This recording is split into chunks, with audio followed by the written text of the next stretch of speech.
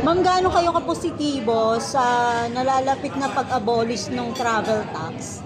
What is your thoughts on that? Very positive naman po. Pero yun nga lang, as I mentioned kanina, baka kasi magkaroon ng, aside, of course, ano yung travel tax. Siyempre, mawawalan yung government. Pero baka maipasok naman sa ibang, magkaroon ng hidden charges. Like, for example, may mga additional taxes na hindi natin na-foresee. Of course, very positive tayo doon. Basta alamin lang natin kung, of course, may tatanggalin, pero baka may ibang idadagdag. So, hindi rin natin maramdaman yung,